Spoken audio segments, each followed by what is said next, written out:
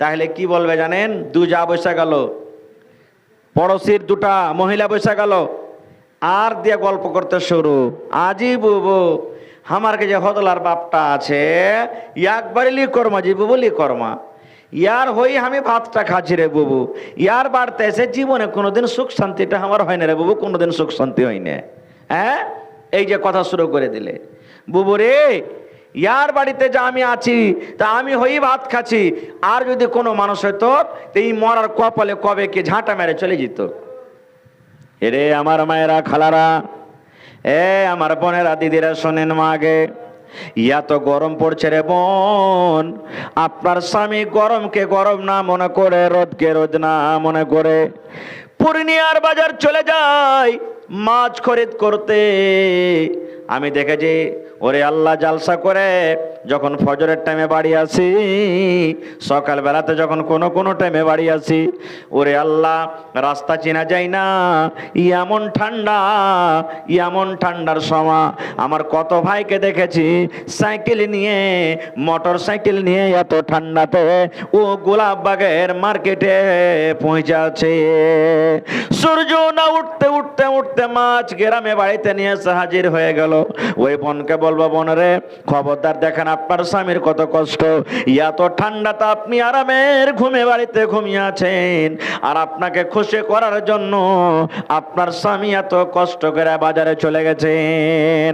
এখন দেখেন কত রোদ, রোদে এত রোদ, গাছের তলাতে থাকা যায় না, বাড়ির ভেতরে থাকা যায় না।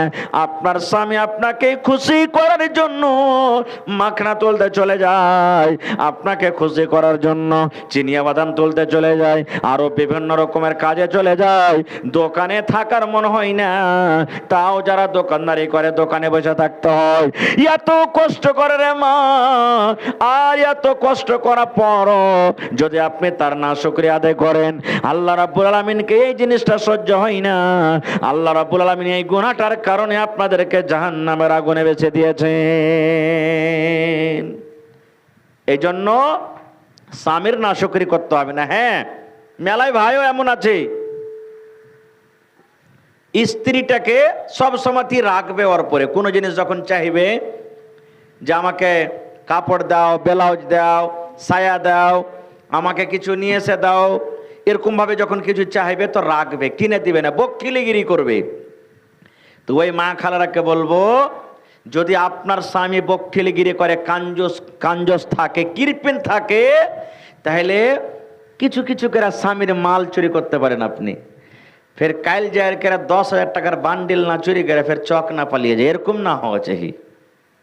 কিছু কিছু, যেমন আপনার স্বামী আপনাকে সাবুন কিনে দেয় না, আপনার স্বামী আপনাকে মহকুনে তেল কিনে দেয় না, আপনার স্বামী ব্লাউজের দরকার আছে, টাকা আছে থাকা সত্ত্বেও ব্লাউজ কিনে দেয় না, ছিঁড়া কাপড় পিন্দা আছেন, কাপড়ের ব্যবস্থা করতে দেয় না, আপনার স্বামীর কাছে মাল আছে, টাকা আছে, আপনি বলছেন হালিমার বাপ আমার 2টা মিষ্টি খাওয়ার মন হয়েছে, চক থেকে 2টা মিষ্টি গেলা আমাকে এনে দাও। হালিমার বাপ একটা পাউডার গেলা আমাকে এনে দাও, একটা ফেস ওয়াশ গেলা আমাকে এনে দাও। এই ধরনের যদি আপনি কথা বলেন, আপনার স্বামী যদি আপনার জন্য ইন্তজাম না করে, ব্যবস্থা করে, আল্লাহর নবী বলেছেন মহিলারে এরকম টাইমে, এরকম সময়তে না জানিয়ে তোমার স্বামীর তুমি মাল চুরি করতে পারো, যে মাল চুরি করাতে তোমার কোন রকমের গুনাহ হবে না। কেমন মাল? স্বামী চলে গেছে কামে কাজে, মাকই রাখা আছে বাড়িতে, 2 কিলো মাকই গেলা বেচে নিলেন, 3 কিলো ধান বেচে নিলেন, পকেটে টাকা রাখা আছে, 10-20 টাকা আপনি নিয়ে নিলেন, আর নেওয়ার পর যেগুলা দরকার আছে সে কাজগুলো আপনি করতে পারেন। কিন্তু হ্যাঁ, আজ আপনি 10 টাকা নিলেন, কাল 20 টাকা নিলেন, তারপরে 50 টাকা নিলেন, দরকার পুরো হয়ে গেল, আর কিন্তু নিতে হবে না। নবী বলেছেন মহিলা তোমার দরকার পুরো করার পর তুমি যদি তোমার স্বামীর মাল চুরি করতে থাকো, তাহলে কিন্তু তুমি চোর হয়ে যাবে, এটা তোমার স্বামীর আমানতের খেয়ানত হয়ে যাবে। তুমি বেছে বেছে গেলে মাল তোমার লওয়া চলবে না, বেশি মাল তোমার লওয়া চলবে না। কারণ যতটুকু তোমার দরকার হিসাবেই তোমাকে নিতে হবে। বেশি নিতে গেলে তুমি মুজরিম গুনাহগার হয়ে যাবে। এই জন্য বেশি নেওয়া চলবে না। এ মায়েরা খালারা, এই সমস্ত গুনাহ থেকে বাঁচতে হবে, তাহলে আল্লাহ তাবারক ওয়া তাআলার জান্নাত পাওয়া যাবে। কিন্তু হায়রে আফসোস, আজকে আমার মায়েরা খালারা, আল্লাহ তাবারক ওয়া তাআলা এত সুখ দিয়েছেন, খালি ভাইয়ের বিয়া তো লেগে যায়, দেওরের বিয়া তো লেগে যায়, 3খান 4খান করে আলমারিতে আর বাক্সতে আর ইয়াতে ওতে কাপড় বন্ধ করা আছে, তাও কইবে যে সোহাগের বাপ, কইছে কি রে, কইছে হার কাছে হদলার বিহা লাগলো তো এখানটা ভালো কাপড় গালা যে নেই। এই দেখেন, কাপড় আর নতুন কাপড় বাড়িতে রাখা আছে, তাও বলবে যে কাপড় নেই। এটা হলো কি ফজল খরচি। এই খরচ কিন্তু আপনাকে করতে হবে না। আল্লাহ তাআলা বলেন, ইন্নাল মুবাজ্জিরিনা কানু ইখওয়ানা শায়াতিন, যারা দরকার থেকে বেশি খরচ করে ওরা হলো শয়তানের ভাই, আল্লাহ নিজে বলছেন। এই জন্য বেশি খরচ করতে হবে না।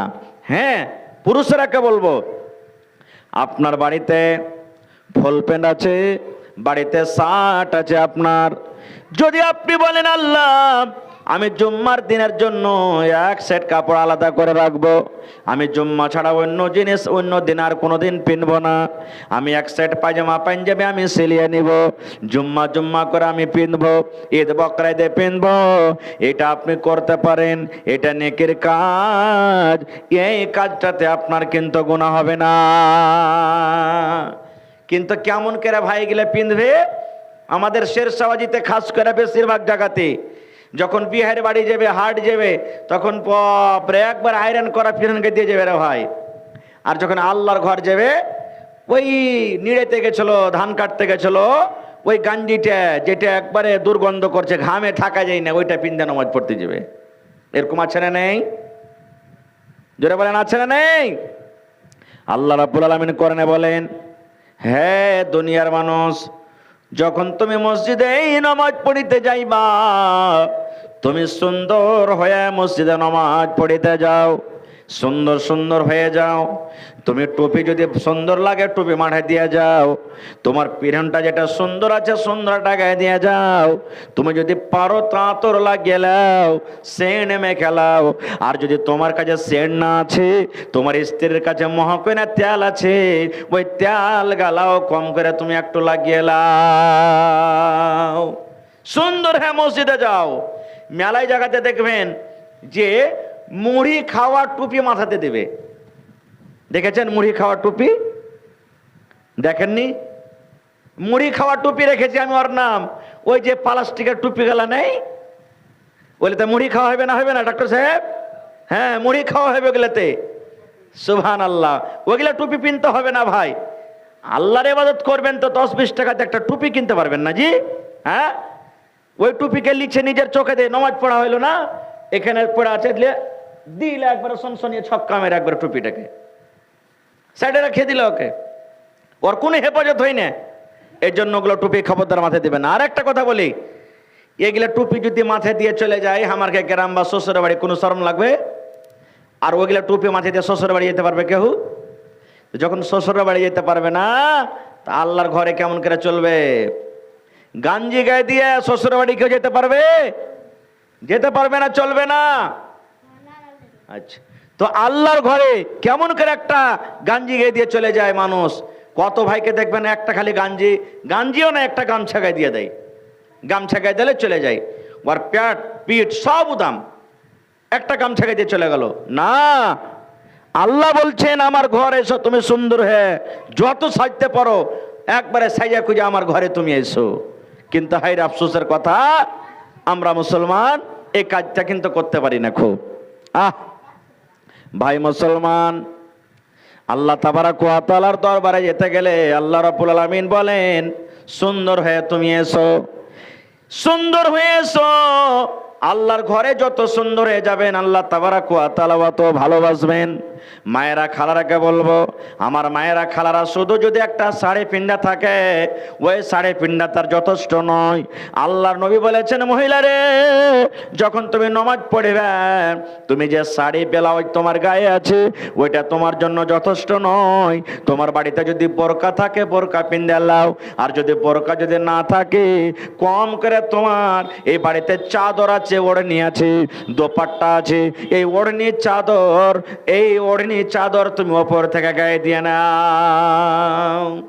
ওড়নি চাদর তুমি একটা ওপর থেকে টানা দিয়ে দাও, তারপরে তখন তুমি নামাজ পড়ো। নবী বলেছেন 5 ওয়াক্তের নামাজ যদি মহিলারা মসজিদে যায় পড়ে, মানা করতে হবে না। পুরুষেরা নবী বলেছেন, মহিলারে এই পুরুষেরা তোমরা শুনে নাও, তোমার যদি স্ত্রীরা যদি বলে আমরা তোমাদের সাথে নামাজ পড়িতে যাব, মসজিদে ফজরে যাব, জোহরে যাব, আসরে যাব, মাগরিবে যাব, ইশারে যাব, আল্লাহ নবী বলেছেন পুরুষ ওরাকে তোমরা বাধা দিও না, যেতে হবে না, না যাও যাও যাও। কিন্তু নবী মহিলারাকে বলেছেন, মহিলা তোমাদের মসজিদ থেকে বাড়িতে নামাজ পড়াটা হলো আফজাল।